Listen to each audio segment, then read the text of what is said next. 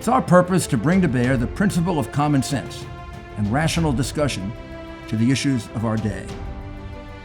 America was created at a time of great turmoil, tremendous disagreements, anger, hatred. There was a book written in 1776 that guided much of the discipline of thinking that brought us to the discovery of our freedoms, of our God-given freedoms. It was Thomas Paine's Common Sense, written in 1776, one of the first American bestsellers, in which Thomas Paine explained by rational principles the reason why these small colonies felt the necessity to separate from the powerful Kingdom of England and the King of England. He explained their inherent desire for liberty, freedom, freedom of religion, freedom of speech, and he explained it in ways that were understandable to the people, to all of the people. A great deal of the reason for America's constant ability to self-improve is because we are able to reason, we're able to talk to each other, we're able to listen to each other, and we're able to analyze. We are able to apply our God-given common sense. So let's do it.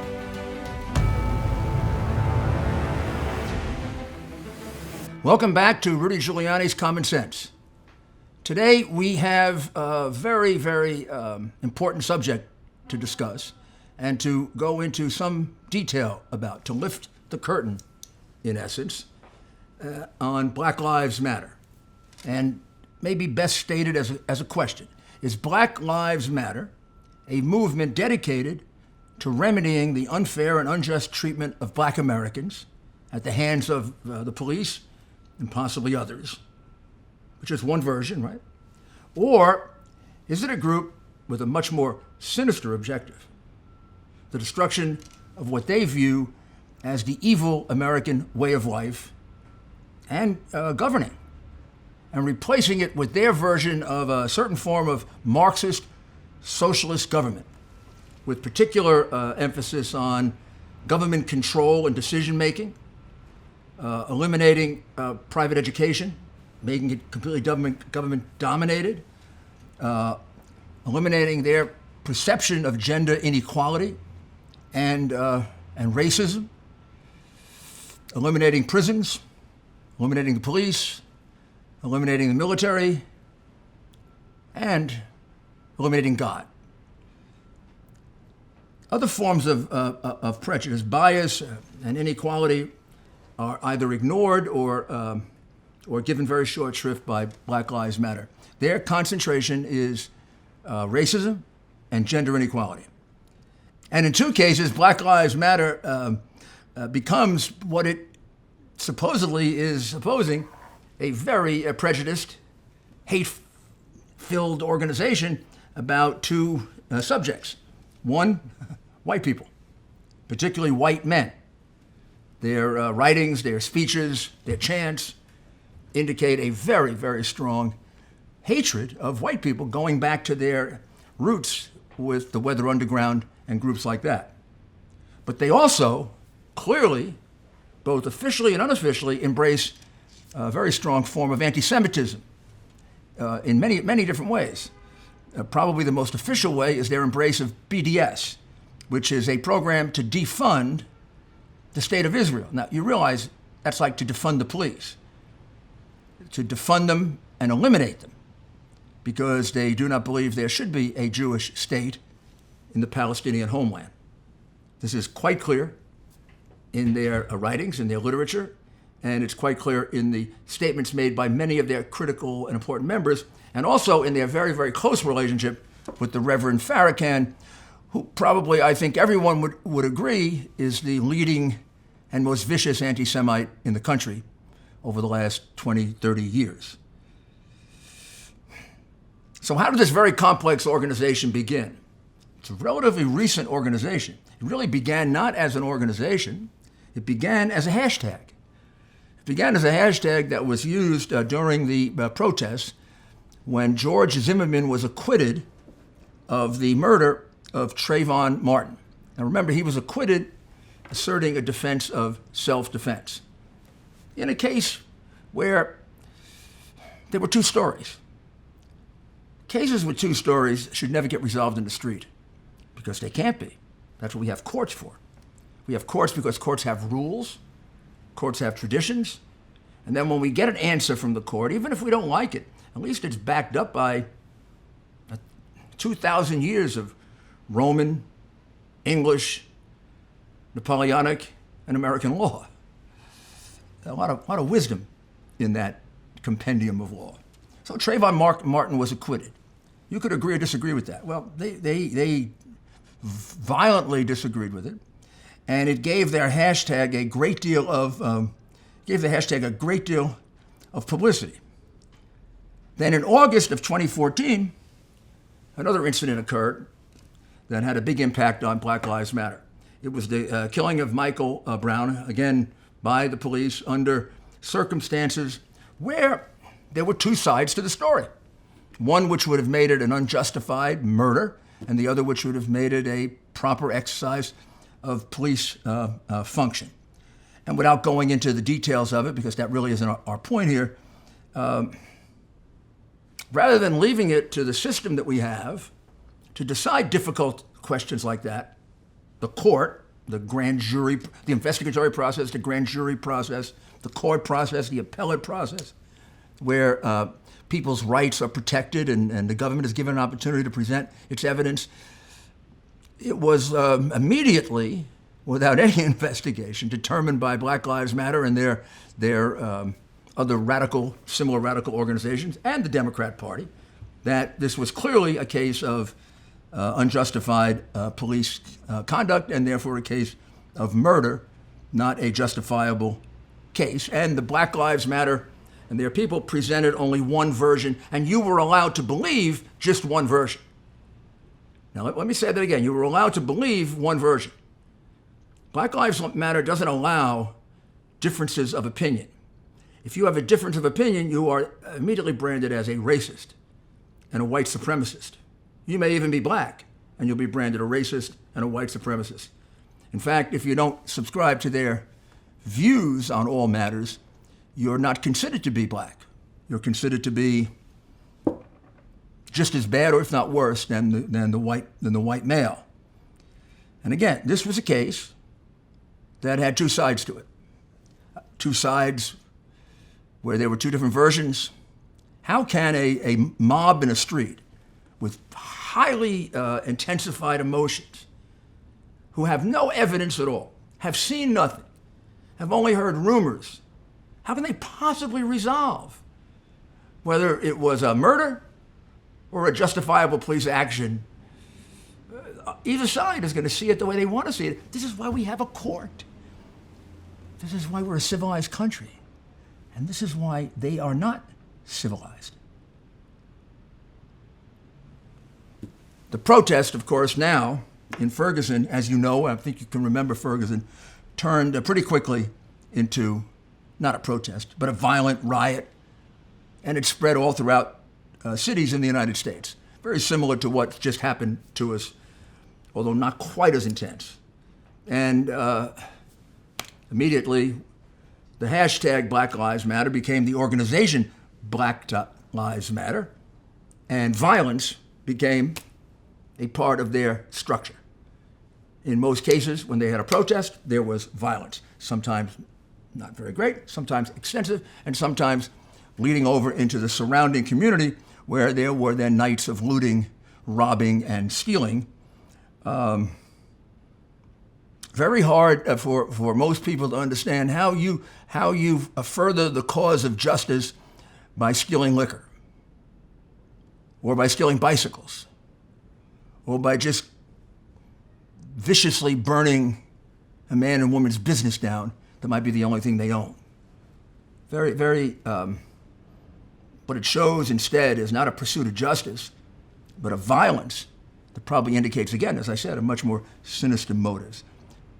Groups interested in equal justice and justice for all don't burn building down, steal liquor, beat people up, throw things at cops, burn cars. These are people who are seeking disorder. And if they are seeking anything purposeful, they're seeking really the overthrow of of our ordered, decently ordered society. The Trump campaign has a special offer just for you. President Trump really wants to give you a signed 2020 Make America Great Again hat. He wants to make sure the lucky winner is one of his top supporters. Be sure to enter soon, because this is an opportunity you don't want to miss. This offer is only going to a select group of supporters, and you are one of them. All you have to do is text Rudy to 88022, and unlike Joe Biden, you'll remember that. Today, for your chance to win a signed 2020 Make America Great Again hat and own a piece of history. Again, that's Rudy, R-U-D-Y, to 88022 to enter to win this contest and join President Trump in the fight to keep America great for 4 more years. This was paid for by Donald J. Trump for President, Inc. This group is consumed. You can see it in their actions before we even get to their actual written precepts. This group is consumed with all that is wrong with America. Everything they can find that they regard as wrong. In our history, in our founding, in our history, in our culture, in our religions, in our families, and in our other beliefs. We're just evil. We were discovered by an evil man. We were founded as a government by a group of evil men at the Constitutional Convention. Our first president was an evil man whose statue has to be torn down. Thomas Jefferson, the author of our liberty, was a very evil man. And then it gets into people like Grant, and whose wife was a slave owner, but never agreed with slavery, and led the army, the Union Army that won the Civil War that freed the slaves. Theodore Roosevelt, because he has a statue where the African American and the Native American are too short. Oh gosh, I can go on and on. Statues of all kinds, and some that have nothing to do with slavery, but what you don't realize is they believe that America is inherently evil, that the practice of slavery and then later of racism permeates all of America, and the people most responsible for it are white men. Well, by the time of Ferguson, they showed that they could have an impact, Black Lives Matter did, and they began to get very, very large amounts of money. One of the leaders of it, of course, I don't have to tell you, would be George Soros, who through his Open Society Foundation and through a couple of other organizations, it didn't go directly to Black Lives Matter, but it went through several different organizations. One is FROP, another one is the Susan Rosenberg organization. We'll go through that a little bit later. But George Soros is the source of millions and millions and millions of dollars for them. A lot of other of these radicals, but also you'll see as time goes by, Black Lives Matter starts to become more acceptable. So you start to get contributions from mainstream organizations. The question is, are these freely given contributions, or are these contributions in the nature of the kinds of contributions that Jesse Jackson and Al Sharpton were in the practice of getting, which gets you into the whole question of extortion. But in any event, they begin to assemble a lot of money. So let's look at their founders to get an idea of what they're about. They have 3 prominent founders, one probably a little more prominent than the others. And all 3 were social activists. They had different areas of interest, but they all came together on the idea of gender equality. At least that was their original area of expertise or area of concentration.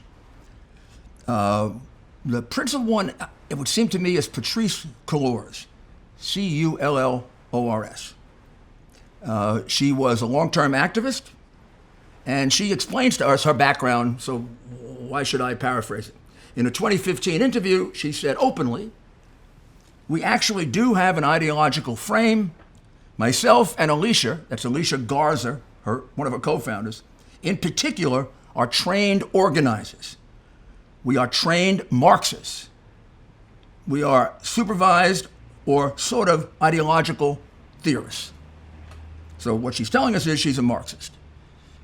Marxism takes on different forms, But essentially, when we start to look at all the beliefs of the Black Lives Matter, although they have a few peculiar to themselves, it's basically the straight Marxist dogma.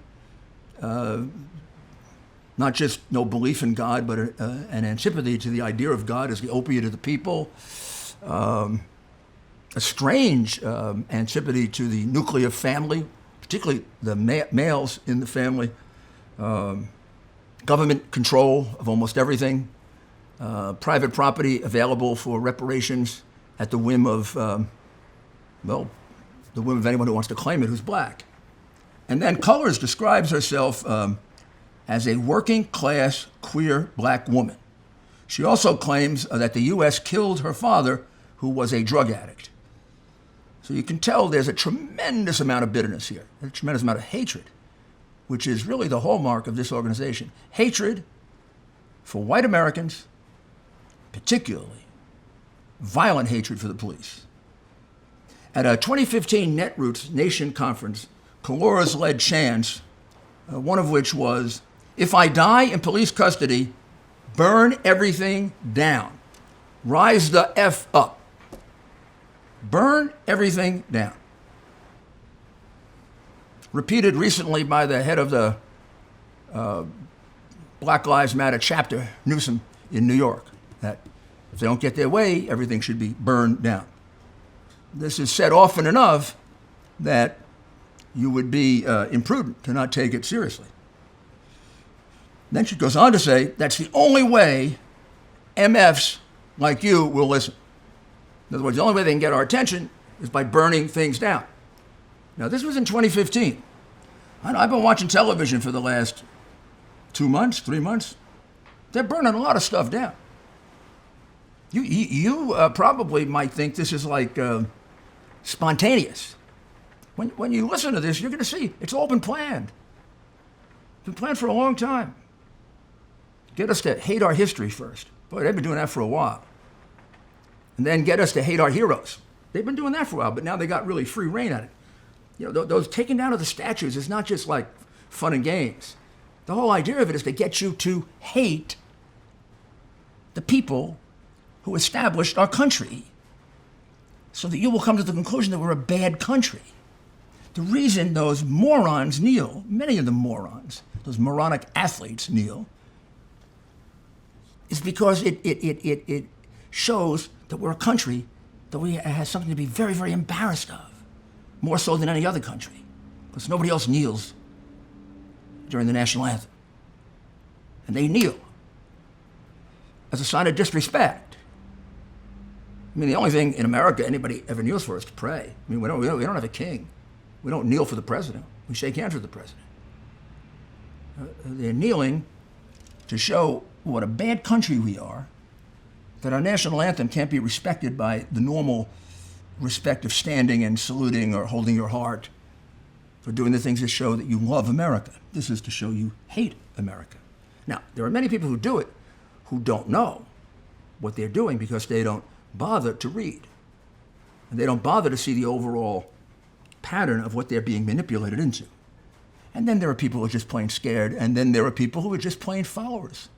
And they don't have the moral backbone or courage to stand up to it, like the commissioner of the NFL who disgraced himself by doing that. I couldn't believe we were evicted from our home that we didn't even sell. Those are the words of a homeowner, Deborah, when she learned she was the victim of home title fraud. It's a devastating crime that can cost you your home. And title fraud is not covered by insurance or common identity theft services. The only folks to trust that I know of to protect your home's title is Home Title Lock. Cyber thieves have discovered the titles to our homes are kept online. They forge your name on your deed stating you sold your home, and they refile as the new owner. In Deborah's case, she didn't even know she was a victim until the eviction notice arrived in her mail. Home Title Lock protects you and your home by putting a virtual barrier around your home's title. The instant they detect tampering, they mobilize to shut it down. Go online to HometitleLock.com and register your address to see if you're already a victim and don't know it.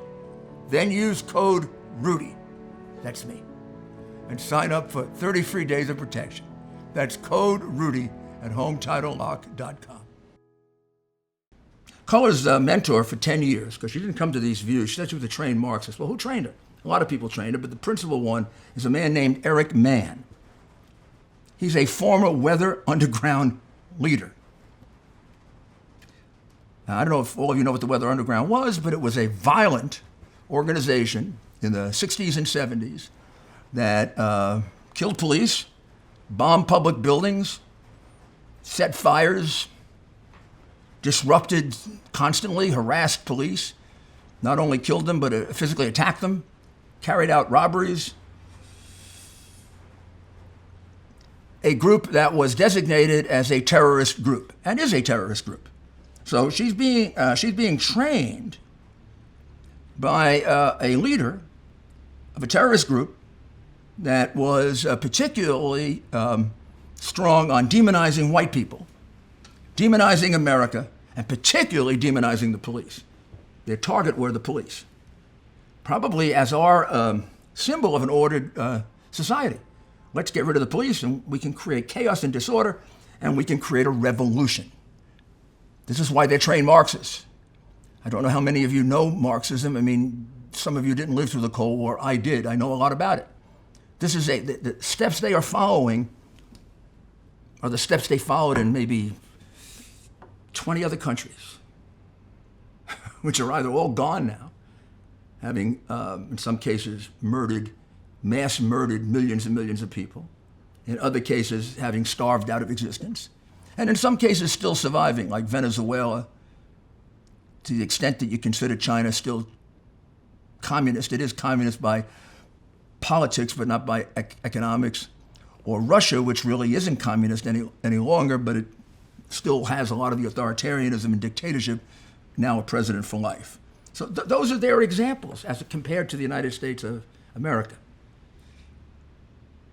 I know it's hard to understand, but I'm just telling you what the truth is, because sometimes we have a hard time facing up to the truth, particularly when the media is spinning it in a certain way that makes us feel like, oh, there's something wrong with us if we stand during the national anthem of our country. What a flip around that is. How did it happen to us?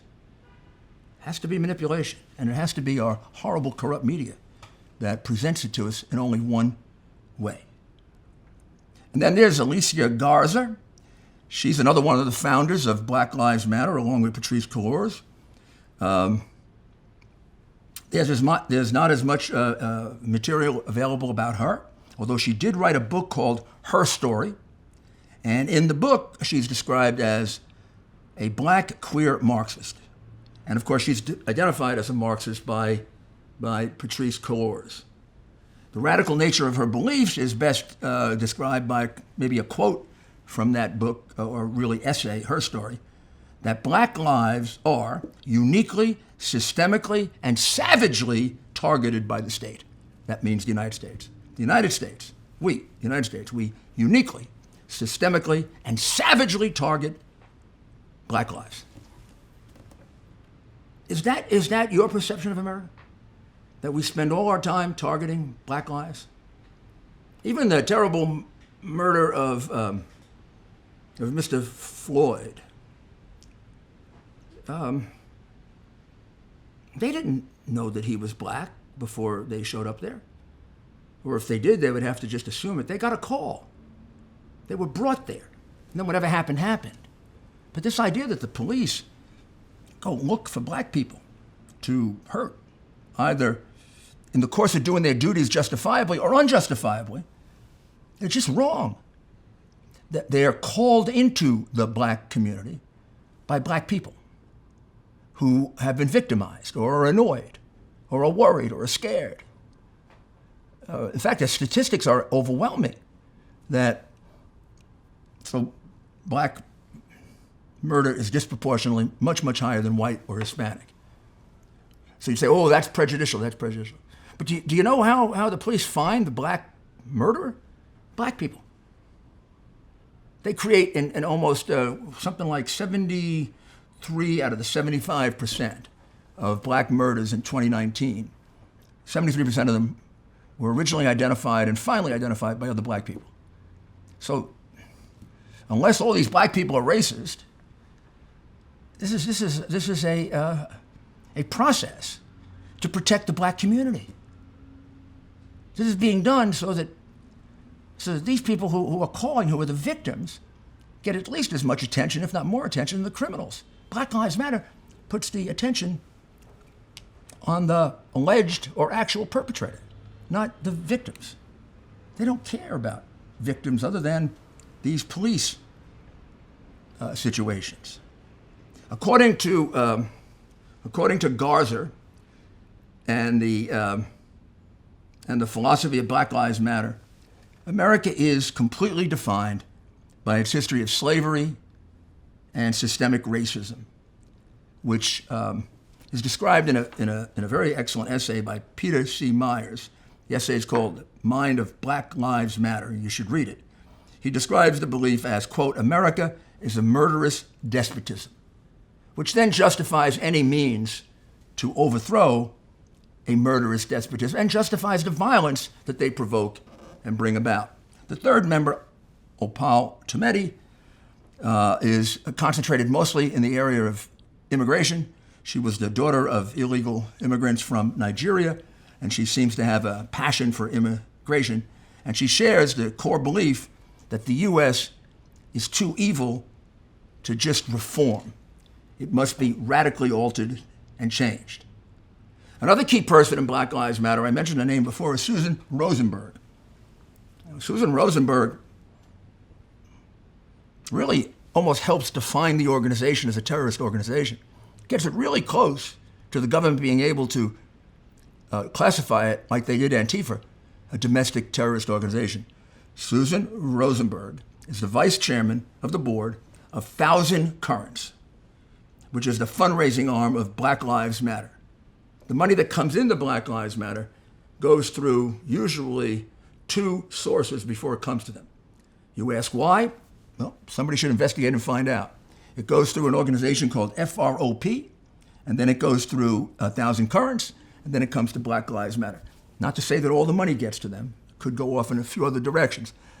The principal donor, to the tune of, I don't know, I've tried to count it up to see what looks like about 20 million, and although he's putting another 20 million in, is George Soros. There are many, many now other funders, including very legitimate ones who have been fooled by Black Lives Matter, and they hear the slogan, and that sounds okay, Black Lives Matter, but they don't bother to look at Kalors and Tometi and Garza and Rosenberg and all the statements about how hateful white people are and how families shouldn't have fathers, and they don't read that stuff.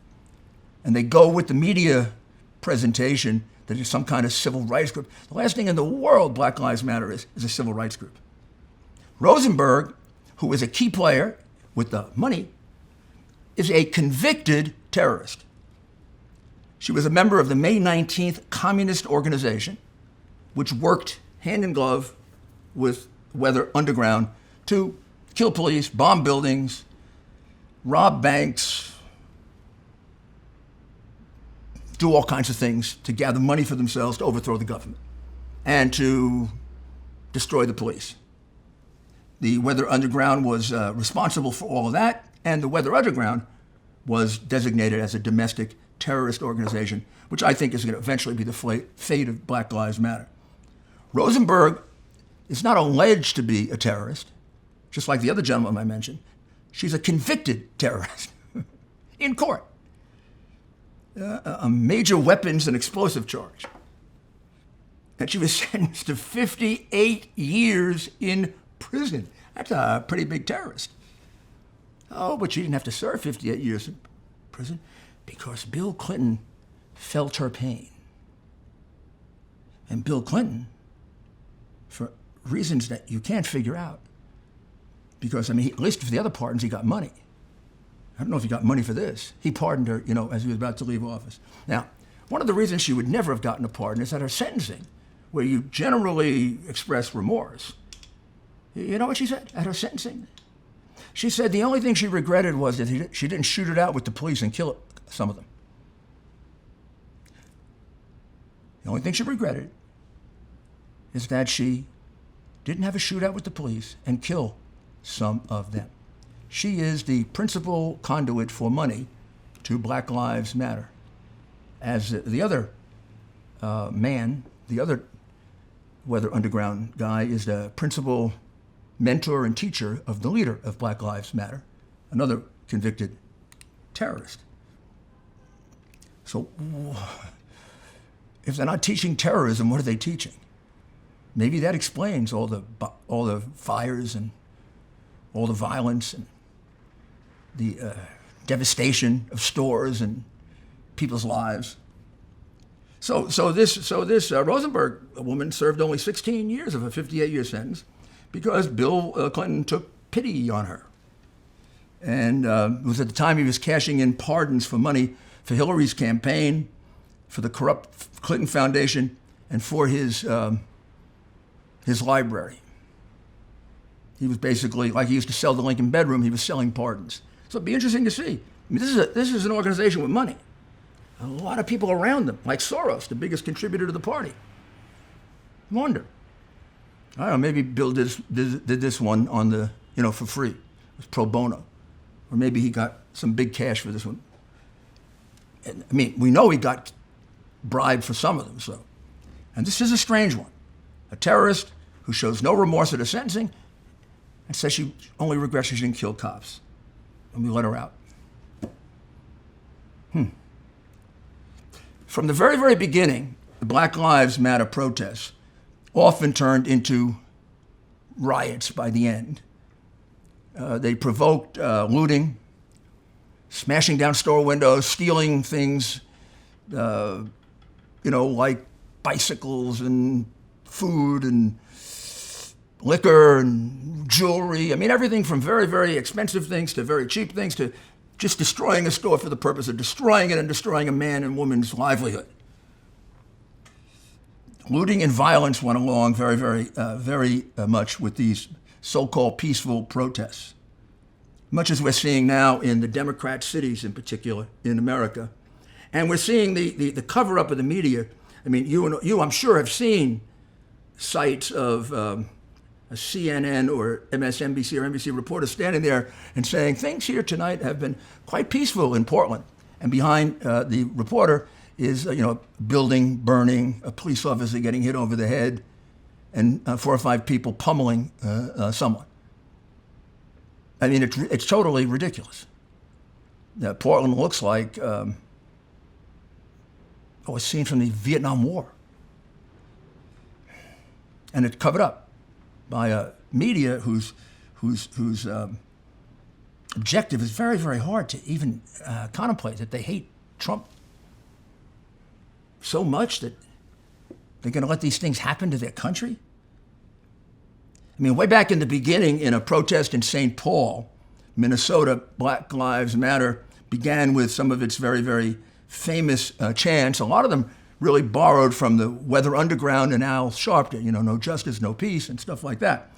But this one was kind of a takeoff on one of the Weather Underground's favorite things when they were involved in killing police and killing white people and stealing money and trying to overthrow our government. They very often would call police pigs. Well, they expanded it to pigs in a blanket, fry 'em like bacon. In other words, expressing their desire to kill the police. One of the worst early incidents occurred in Dallas, Texas, July 2016, where 5 Dallas police officers were assassinated by a sniper who very much was affected by Black Lives Matter. And that's only one of many, many incidents. That one is the largest one. But violence accompanies Black Lives Matter wherever it goes. The protest turns to a riot, and then in the surrounding communities, looting takes place. And then often it gets viral, and it goes somewhat more national. These are not accidental. They're all part of the plan. Now, the true nature of Black Lives Matter is a bit confusing. So you wonder, how do all these, particularly now, how do all these legitimate people donate this money? Well, first of all, they're lazy and they don't bother to read. Second, they are spun mightily by the media. Third, political correctness is more important to them than being intellectually honest or being honest. Or maybe even political correctness is more important than defending their country. I don't know. But they could be confused by the title. Because as you see, some of the people we interview are going to explain that. The title, Black Lives Matter, if I were to say, do you agree that Black Lives Matter? You'd probably say yes. You might put a qualifier on it and say, well, why don't you mention other lives? Or shouldn't it be Black Lives Matter also? Or something like that. But you're not going to object to the fact that Black Lives Matter. Of course Black Lives matter. They matter as much as all God's creatures' lives. I mean, so the statement can sound like, well, maybe this is a civil rights movement, and maybe they don't mention other lives because blacks have a special sort of problem historically, and you can argue as to how bad the problem is currently, but certainly historically. You can kind of get away with that, not realize what else is involved in it. But what you've got to do, as many authors have done in analyzing this, is you've got to separate the title, the slogan, the hashtag that started Black Lives Matter from the organization, Black Lives Matter. Because what it isn't is an organization that really cares about black lives. Many black leaders see this distinction. It's this Black Lives Matter thing has fooled a lot of white liberals and white people who are afraid of being called racist, and white people who follow whatever is the most current politically correct thing to say or do. But many black leaders clearly see the distinction between the slogan, which no one really disagrees with except for that, sort of discomfort with, does it sound like only Black Lives Matter? But they see the difference between that and then what the organization is, the way it was conceived and the way it acts. It is, very simply, a Marxist communist organization with an agenda to destroy our way of life. That's what it is. Listen to the principal of the David Harris Jr. show as he describes Black Lives Matter, something he knows quite a bit about. Well, I think, Mayor, it is really important that we identify exactly what this group, Black Lives Matter, is. I truly believe they're a domestic terrorist organization, cloaking themselves in a phrase that nobody can argue with, similar to Planned Parenthood, who wants to argue with, why you should Planned Parenthood, yet that's not what Planned Parenthood's all about. They're all about murdering babies and then selling baby parts. Black Lives Matter has cloaked themselves in this social justice cause, with inflated numbers, with a perception of blacks being hunted down by cops and shot at record pace, which is just not true. It's not the facts. The first thing they put out when they formed, the three-woman forum, their first goal didn't have to do with police brutality. It had to do with doing away with the nuclear family because it was destroying the black community. Now, that's short for doing away with fathers. Yes. Now, David, explain to me how anybody with half a brain would want to have less fathers in a society, not just in the black community, but all throughout our society now. We have too many fatherless children, and the outcomes for them, unfortunately, are much worse. These are just facts than if you have a mother and a father. Now, sometimes a mother by herself can do a great job, but she's working against the odds. Yeah, she is. So how does the black community, which I know realizes the importance of family, how does the black community react to something like that? They just don't hear it, I don't think. Like the white people don't hear that. I don't think that they are hearing that. That's not the message that the mainstream media, the liberal media, even Fox is really talking about too much. It's a message that we've got to try to get out there. Similarly, Pastor Darrell Scott describes it quite clearly. He doesn't seem to be confused. Pastor Scott. There are those with sinister purposes that are advancing their purposes through gullible people and people that are not so gullible, people that are actually in cahoots with them to try to undermine our American system of government. And once again, to exploit those they try to make feel as if they're oppressed. I can remember, and Mayor, you'll know this, even during the civil rights movements of the 60s, the Communist Party endeavored to infiltrate it by telling the black community how oppressed we were and how the playing field was uneven and how the playing field needed to be leveled through communism and not through capitalism. And I see those same elements and forces at work today, trying to exploit, underserved communities for their own sinister purposes. So the two groups that we hear the most about are Black Lives Matter and Antifa. And the amazing thing to me is, a few months ago, Black Lives Matter was very unpopular. 60, 70% of the American people didn't trust it. They thought it was some kind of subversive group trying to change our way of life. Now we have 60, 70% of the people who agree with it, and we see baseball players kneeling down in honor of them. Even before the national anthem, they now kneel down. And when baseball opened, they had a patch, MLB, BLM. So they've come a long way in fooling people, a real long way. How do we explain to people that this group is run by three Marxists? They're atheists. It's ridiculous. It's ridiculous right now. And once again, the left-wing media is the propaganda arm of it, and people have become afraid. White people right now are afraid in America. I can be, what's sad, Yana? I can be as outspoken as I want to, and I can exercise what I call black privilege. I can say a lot of things very bluntly and very frankly. And the reason I can get away with saying it is because if you said it or someone else says it, they will accuse you of being a racist. When in reality, you're not being a racist, you're being a realist. Right. And that's what they don't like these days. And so they intimidate, people. They intimidate Major League Baseball. They intimidate the NBA. They intimidate the NFL by trying to accuse them of systemic racism if they simply express truths that are reality or express opposition to this Black Lives Matter organization. And that's completely racial view of the world. Yes, it is. It's a racist view of the world to identify a person more by what he does for a living than who he is as a person. And they're doing this, once again, to further their own sinister, nefarious purposes. They know better than that. They know that's a load of crap to say something like that, but they're trying to justify the fact that they're not really interested in black lives. They're interested in black lives if the black life expires at the hands of a white person. They don't care about black on black crime. They don't care about black on white crime. They don't care about black on brown crime. The only crime they're interested in is white on black crime.